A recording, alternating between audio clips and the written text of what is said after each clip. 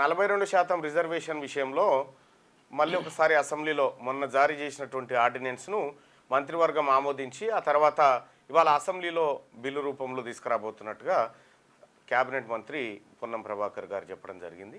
So దాని ద్వారా ఏం జరుగుతుంది అయితే వాళ్ళు క్యాబినెట్లో నిర్ణయం తీసుకొని పెట్టబోతున్నారని చెప్పంగానే ఒక 2-3 బీసీ నాయకులు స్వాగతిస్తున్నాం, ఇంకా పాలాభిషేకాలు దాకా పోలే కానీ స్వాగతిస్తున్నాం దాకా ఆగిరు, చప్పట్లు స్వాగతిస్తున్నాం దాకానైతే వచ్చేసారు. ఇక రేపో మాపో మళ్ళీ అక్కడి నుంచి పిలుపు రాగానే మళ్ళీ బుక్కేలు పట్టుకొని ఉరుకుతారేమో నాకు అర్థం కాదు అడుగుతా ఉన్నా. కానీ సో ఏంది ఈ 42% రిజర్వేషన్ ఏంది? నిజంగా వీళ్ళు ఇచ్చేటువంటి జీవో ఏదైతే ఇస్తా అంటున్నారో ఈ జీవో ద్వారా 42% రిజర్వేషన్ వస్తుందా? ఎంతవరకు సాధ్యం ఉంది, ఎంతవరకు అసాధ్యం? సో గతంలో ఎప్పుడైనా జరిగిందా? ఉన్న ఆప్షన్స్ ఏంటి? వీటన్నిటి గురించి బీసీలు సరే నాయకుల కంటే కొంత ఒకరిద్దరికి తెలియకపోవచ్చు కానీ బీసీ ప్రజలకైతే తెలవాలి కదా ఏందనేది. అయితే 2018లో కేసీఆర్ ఏం చేసిందంటే ఆర్టికల్ 285A సవరించి మొత్తం రిజర్వేషన్లు 50% మించకూడదు అనేటువంటిది ఓ స్లాబ్ తీసుకొచ్చిండు. అంటే బీసీలకు ఉన్నటువంటి రిజర్వేషన్ను తగ్గించిండు. ఎవరు? కేసీఆర్. ఓ 10% రిజర్వేషన్ తగ్గించి బీసీల రిజర్వేషన్ అంటే బీసీల కొంప ముంచిండు. అప్పట్లో ముంచి దాన్ని 33 ఉంటే 22.73% తీసుకొచ్చిండు. దాదాపు 23కు 10% పైగా తగ్గించేసి 33% ఉన్న రిజర్వేషన్ను 23 అంటే 22.7 అట్లా తీసుకొచ్చింది అన్నట్టు. 23% తీసుకొచ్చిన మహానాయకుడు కేసీఆర్ గారు. అసలు ఇప్పుడు దాన్ని మళ్ళీ మేము సవరిస్తాం అనేటువంటి మాట చెప్తా ఉన్నారు. అసలు కేసీఆర్ ఎందుకు సవరించిండు? అయితే 50% స్లాబ్ కాడికి తీసుకొచ్చిండు. పంచాయతీ రాజ్ చట్టం 2018 పంచాయతీరాజ్ చట్టం 2018 దీంట్లో 285A దీని ప్రకారం రిజర్వేషన్లు స్థానిక సంస్థల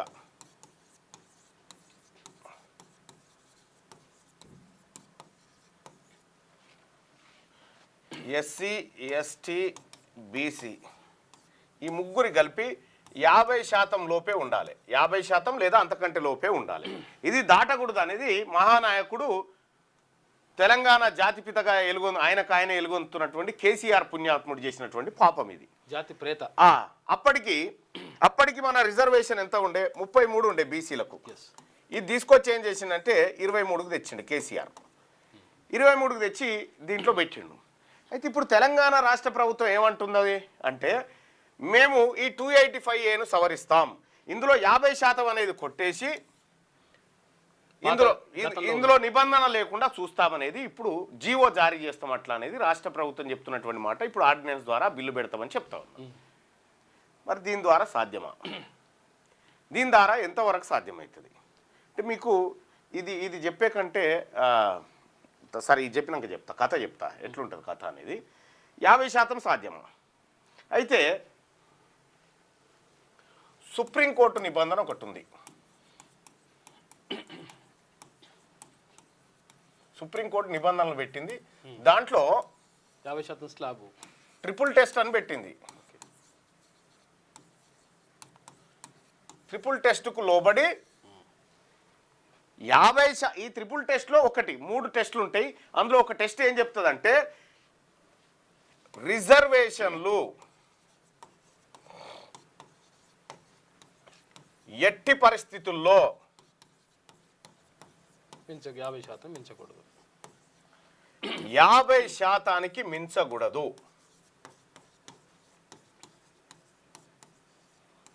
ఇది సుప్రీంకోర్టు చెప్పినటువంటి నిబంధన. ఈ నిబంధన దాటి ఇంక నువ్వు ఏ జీవోలు ఇచ్చినా ఉత్తయ్య కథ, నువ్వు ఏ బిల్లులు తెచ్చినా ఉత్తయ్య. అయితే ఇక్కడ అగ్రవర్ణాలకు ఈడబ్ల్యూఎస్ రిజర్వేషన్ విషయంలో అప్పటికే 50 దాటిపోయింది. 60 అయింది కానీ సుప్రీంకోర్టు సపరేట్ ఎక్కుకుంది ఆ విషయంలో. ఏం కదా వాళ్ళకు పెద్దోళ్ళకైతే పెంచుకోవచ్చు, అగ్రవర్ణాలకైతే పెంచుకోవచ్చు, బీసీలకు మాత్రం ఇవ్వద్దు. ఇది 50 ఉండాలి. ఇక్కడ సుప్రీంకోర్టు పాపము, ఇటు పాలకుల పాపము, ఇటు కేసీఆర్ చేసిన ద్రోహము, ఇప్పుడు రేవంత్ రెడ్డి చేస్తున్న ద్రోహం. ఇవన్నీ కలగలిపితే బీసీల కథ. బీసీలకు శాపం. ఇప్పుడు వీళ్ళు జీవో జారీ చేయగానే వీళ్ళు వెంటనే హైకోర్టులో ఇదే అగ్రవర్ణాలు ఆల్రెడీ జానారెడ్డి తయారు చేసి పెట్టిండొచ్చు, కేసు ఎవరితోటి వేయించాలనేది వేస్తారు. ఇక ఈ జీవో జారీ చేయగానే కోర్టుకు పోతారు, కోర్టుకు పోగానే కోర్టు కొట్టేస్తుంది, మళ్ళీ సుప్రీంకోర్టు కురుకుతారు, మళ్ళీ సుప్రీంకోర్టు కురుకుతారు, మళ్ళీ సుప్రీంకోర్టు కాడికి పోగానే మళ్ళీ ట్రిపుల్ టెస్ట్ ముంగట పెడతారు అన్నట్టు. ఇట్లా అంటే ఏం జరుగుతుంది ఫలితంగా అంటే మేము చేయాల్సిన ప్రయత్నం చేసినాం. అంటే ఒక మనిషి చచ్చిపోతే ఇంటికాడ ఆలీలు చుట్టాలు రాగానే జర గట్టిగా ఏడుస్తారు కదా, ఓ అంటుంటారు కదా, ఆ కార్యక్రమం అయిపోయింది. పాడే మోస్తురు బీసీ రిజర్వేషన్ పాడే మంత్రులే బీసీ మంత్రులే భుజాల మీద వేసుకొని పోయి కరెక్ట్గా దింపుడు గల్లెం కాడ ఆపారు. దింపుడు గల్లెం కాడ ఆపి ఏమన్నా మెసులుతాడా బాపు కూ అని అంటారుగా, ఆ కూ అనే కార్యక్రమం మొన్న మంత్రుల కమిటీ ద్వారా వేసేసారు. ఇక డెత్ సర్టిఫికేట్ కన్ఫర్మ్ చేసారు.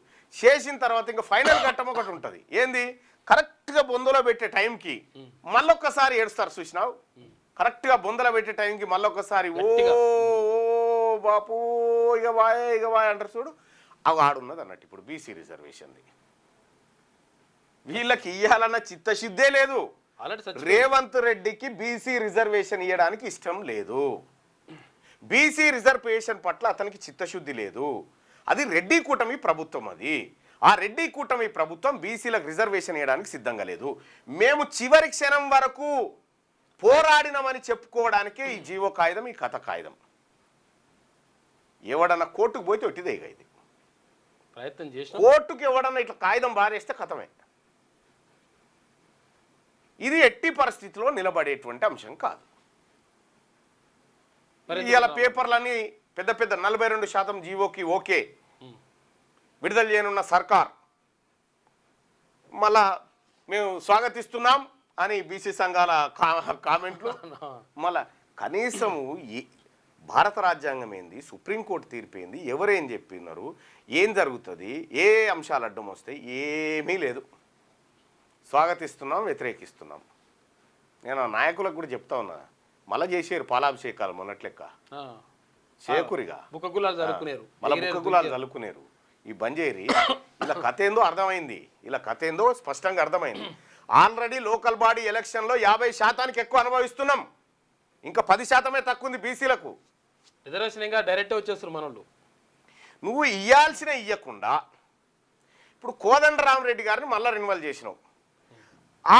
ఆ పోస్టు, ఆ ఎమ్మెల్సీ పోస్టు మా కంచె ఐలేయకో లేకపోతే మా బీసీ ప్రొఫెసర్ గా మురళీ మనోహర్ గారికో జీవితాంతం, జయశంకర్ సార్ తెలంగాణ కోసం జీవితాంతం ఎట్లయితే పోరాటం చేసిండో మురళీ మనోహర్ గారు కూడా జీవితాంతం పోరాటం చేసిండు దానికోసం, ఈ బీసీల కోసం చేస్తూనే ఉన్నాడు.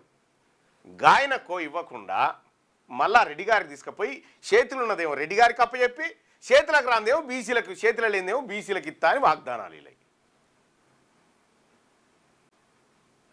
తెలంగాణలో ఉన్నటువంటి బీసీలకు అన్యాయం చేయడం కోసం మాత్రమే ఈ ప్రభుత్వం ఉంది తప్ప న్యాయం చేయడం కోసం కాదు. ఇందులోకి ఎప్పుడైతే ముసలి జంబూకం జానారెడ్డి ఎంటర్ అయిండో అప్పటి నుంచే దీనికి సమాధి. జానారెడ్డి ఇప్పుడు కొత్తగా ఎంటర్ కాలే. ఒకప్పుడు బీసీలకు రిజర్వేషన్ పెంచుతామని చెప్పి పెంచే అవకాశం ఇస్తే ఓ మహిళను పెట్టి కేసు వేయించండి ఇదే జానారెడ్డి కోర్టులో. దాన్ని తగ్గించే దాని మీద కుట్ర చేసింది. జానారెడ్డి అనేటువంటి విషం, అది విషం పురుగు. ఆ మనిషి అటువంటి బీసీల మీద విషం కక్కేటువంటి మనిషి. సరే, నీ రాజకీయం, నీ కొడుకుల రాజకీయం, రేపు పొద్దుగాల బీసీలు తేలుస్తారులే. కానీ ఇక్కడ మా బీసీలకు జరుగుతున్నటువంటి అన్యాయం, ఇక్కడ రాష్ట్ర ప్రభుత్వం మళ్ళీ ఈ ట్రిపుల్ టెస్ట్ కాడికి రాగానే ఎల్లెంకల పడుతుంది. జరిగేది ఇదే. నిజంగా ఇప్పుడు ఏం చేయొచ్చు అంటే, ఇదేంది స్థానిక సంస్థలు కదా, ఇది స్థానిక సంస్థల అంశమే, ఇంకా విద్యా ఉద్యోగాలు కాదు ఇంక ఇది. అయితే స్థానిక సంస్థల అంశం కాకుండా ఈడబ్ల్యూఎస్ రిజర్వేషన్ తోటి మన రిజర్వేషన్లు 60% వచ్చినాయి. అంటే దాటినట్టే కదా, 50 దాటినట్టేగా స్లాబు. సుప్రీం చెప్పిన ట్రిపుల్ టెస్ట్ దాటినట్టే కదా. మరి ఎక్కడ దాటింది ఇది? విద్యా ఉద్యోగాలలో దాటింది. విద్యా ఉద్యోగాలలో బీసీలకు రిజర్వేషన్ పెంచుతూ జీవో ఇస్తే సుప్రీంకోర్టు ముఖాన్ని ఇసురు కొట్టొచ్చు. ఆల్రెడీ 60 దాటింది, కానీ ట్రిపుల్ టెస్ట్ ఏడు ఎప్పుడో పోయింది అని చెప్పి నిబంధన నువ్వే అనగదొక్కినావు అని చెప్పొచ్చు. కానీ ఇది చేస్తలేడు. చూడు, విద్యా ఉద్యోగాల కార్యక్రమం చేస్తలేడు, ఓన్లీ రాని స్థానిక సంస్థల గురించే మాట్లాడుతున్నాడు. ఇక రెండో విషయం ఏంటంటే, ఇదే 2023లో మహారాష్ట్ర ప్రభుత్వం తీసుకొచ్చిన ఇదే బీసీ రిజర్వేషన్ల జీవోను సుప్రీంకోర్టు కొట్టేసింది. మొన్ననే కొట్టేసింది. వాళ్ళు చేస్తానే ఆపుకుంటూ వచ్చారు. సో దాని పని చేసారు. మద్రాస్ కార్పొరేషన్కి ఒకసారి 5 ఏళ్ళు ఎన్నికలు జరగలే 2016లో అనుకుంటా. అంటే టైం అయిపోయిన తర్వాత 5 ఏళ్ళు జరగలే. మళ్ళా ఇక్కడ నిధులు ఆగిపోతున్నాయి. కేంద్రం నుంచి ఫీజు రియంబర్స్మెంట్ బకాయిలు పెండింగ్ ఉన్నాయి. 6,000 కోట్లు, 1,300 కోట్లు ఆరోగ్యశ్రీ బకాయిలు పెండింగ్ ఉన్నాయి. ఈ రాష్ట్ర ప్రభుత్వం కట్టాలి. ఆరోగ్యశ్రీ ఆరోగ్యశ్రీ బంద్ అట, రేపో మాపో. నిన్న నుంచే ఆరోగ్యశ్రీ సేవలు బంద్ దిగ్విజయంగా తెలంగాణ రాష్ట్రంలో. ఇక్కడ ఒంటె పెదవులకు నక్కాశ పడ్డట్టుగా మనల్ని రానికాడబెట్టి ఇప్పుడు ఈయన కోదండరామిరెడ్డి గారికి ఇచ్చినటువంటి ఎమ్మెల్సీ పదవి కంచైలయ్య గారికి ఇస్తే ఏ రాజ్యాంగం అడ్డుకోదు, ఏ సుప్రీంకోర్టు కూడా దాన్ని వ్యతిరేకించదు. కానీ అల్కగిచ్చేటి ఏమో ఆల్లోలకు, ఏ ఇబ్బంది లేకుండా, మిగతా ఏమో బీసీలకు రాని చందమామ రావే జాబిల్లి రావే అని పిలుస్తూ ఉంటాడు అన్న. 42% రావే, కొండెక్కి రావే, 42% దేవే, బీసీలకి ఇయ్యవే. ఇక గింతే, చందమామ వచ్చేది లేదు, ఇల్లు ఇచ్చేది లేదు. పిలువనైతే పిలిచినాం కదనా, ఎంత మంచి జోలపాట బాణ్యమే. ఇక మీరు పంచుకోరు, మేము కష్టపడ్డందుకు మాకు ఓట్లేదు ఇప్పుడు ఇలా కార్యక్రమం. అది అందుకోసమే బీసీ ప్రజలారా, బీసీ పొలిటికల్ పార్టీ మరో 2-3 రోజుల్లో అనౌన్స్ చేయబోతా ఉన్నాం. లాంచింగ్ ఉంది.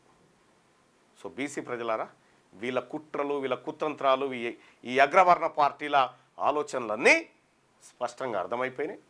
వీళ్ళు మనకేమీ చేయరనేది మనకు అర్థమైంది. కాబట్టి బీసీలు రాజకీయంగా అధికారంలోకి వస్తేనే మన బతుకులు మారుతాయి. మన బీసీ సర్పంచులు కావాలి, మన బీసీ వార్డు మెంబర్లు, బీసీ ఎంపీటీసీలు, జెడ్పీటీసీలు, కార్పొరేషన్ చైర్మన్లు, బీసీ జెడ్పీ చైర్మన్లు కావాలి, వైస్ చైర్మన్లు కావాలి, ఎమ్మెల్సీలు కావాలి, ఎమ్మెల్యేలు కావాలి, మంత్రులు కావాలి. ఇన్ని పదవులు ఈ బీసీల దగ్గరికి రావాల్సిందే. ఇది ఒక్కటే మార్గం. అవే వాళ్ళ దగ్గర పెట్టుకొని ఆడుతున్నారు కదా, అవేదో మన దగ్గర పెట్టుకొని ఆడదాం. ఈడబ్ల్యూఎస్ రిజర్వేషన్ కోత పెట్టాల్సిందే. 7-8% లేని వాళ్ళు 10% రిజర్వేషన్ తీసుకుంటారు. 60% పైగా ఉన్నటువంటి బీసీలకు 42% ఇవ్వడానికి ఇలా నాటకాలు చూడరు ఎట్లున్నాయో. ఇది మహా ఉద్యమంగా మారింది బీసీ ఉద్యమం. ఇలా బీసీలంతా ఒక్కటై బీసీలు ఆత్మగౌరవం కోసం పోరాడుతూ ఉన్నారు. మారింది కాబట్టి ఇప్పుడు జూబ్లీ హిల్స్ లో బీసీని పెట్టేస్తారట. ఇప్పుడు బీసీ అభ్యర్థిని పెడతారట. ఇప్పుడు జూబ్లీ హిల్స్ ఉప ఎన్నికల అజారుద్దీన్ బీసీ, మా బీసీ బిడ్డ ఎమ్మెల్సీ ఇచ్చేసారు. ఆయనకు ఎమ్మెల్సీ ఇచ్చి పక్కకు పెట్టిరు. ఆయనకు బీసీ ఇచ్చినాం కాబట్టి ఇది మళ్ళీ రెడ్డి గారిని తీస్తామని అనుకున్నారు. నో, మీరు బీసీకే ఇచ్చుకోరు. కానీ బీసీ జేఏసీ కూడా, బీసీ పార్టీ కూడా బీసీ అభ్యర్థిని పెట్టబోతుంది. అక్కడ కాంగ్రెస్ పార్టీ బీసీ అభ్యర్థి అయితే గెలిచి గాంధీ భవన్కి వస్తాడు, కానీ బీసీ భవన్కి ఎందుకు వస్తాడు? వాళ్ళు గాంధీ భవన్లో ఎంప్లాయీస్ అవుతారు. బీజేపీ కూడా బీసీ అభ్యర్థిని పెడితే బీజేపీ భవన్కి వస్తాడు. ఆయన గెలిస్తే బీసీల దగ్గరికి ఎందుకు వస్తాడు? వాళ్ళు చెప్పినట్టు వినాలి కదా. కాకిపిల్ల కాకి అవుతుంది, కోకిల ఎట్లయితుంది? కాకిపిల్ల కాకే, కోకిల కాదు. అందుకోసమే బీసీలారా, ఏ ఎన్నికలో అయినా ఖచ్చితంగా బీసీలు గెలవాలి. మన ఓట్లు మీ ఓట్లు అయితే వద్దాయా? దయచేసి మీరు పొరపాటున కూడా జర అద్దాలు సరి చేసుకొని మాకు వేయకుండా చూసుకోరు. మా పవిత్రమైన ఓట్లు మాకు సరిపోతాయి. మా ఎస్సీ, ఎస్టీ, బీసీ, మైనార్టీల ఓట్లు అద్భుతమైనటువంటి ఓటు బ్యాక్ ఉంది, అవి సరిపోతాయి మాకు. ఏం నాటకాలు, ఏం డ్రామాలు! మాకు పిడికెడు మెతుకులు పెట్టే కాడ గిన్ని డ్రామాలా? మా బిడ్డలకు ఉద్యోగాలు వస్తాయంటే, మా బిడ్డలకు విద్యాసంస్థలో అవకాశాలు దొరుకుతాయని చెప్పి నమ్మించి నయవంచన చేస్తే ఊరుకునేదే లేదు. పెట్టురు, మీరు ఏం బిల్లు పెడతారో పెట్టురు, ప్రజాక్షేత్రంలో మాట్లాడుకుందాం. ఈ అసెంబ్లీ సమావేశాలు పెట్టింది కాళేశ్వరంలో అవినీతి జరిగింది, గోసి రిపోర్టు కోసం పెట్టినట్టుకుంది. బీసీ రిపోర్ట్ల కోసం ఏం కాదు గోసిది. కాబట్టి ఈ కార్యక్రమాలు జరుగుతూ ఉన్నాయి. ప్రజలారా అప్రమత్తంగా ఉండాలా. ఇప్పటికైనా నమ్ముతుర్రా మీరు? చెప్పురు పోని, నిజంగా రేవంత్ రెడ్డి బీసీలకు రిజర్వేషన్లు ఇస్తాడని మీరు నమ్ముతున్నారా? ఈ ఒపీనియన్లో పాల్గొనండి. ఫీజు రీంబర్స్మెంట్ బకాయిలు ఆడున్నాయి, అవి చేయరు. నిజంగా రేవంత్ రెడ్డి బీసీలకు 42% రిజర్వేషన్లు ఇస్తాడని మీరు నమ్ముతున్నారా?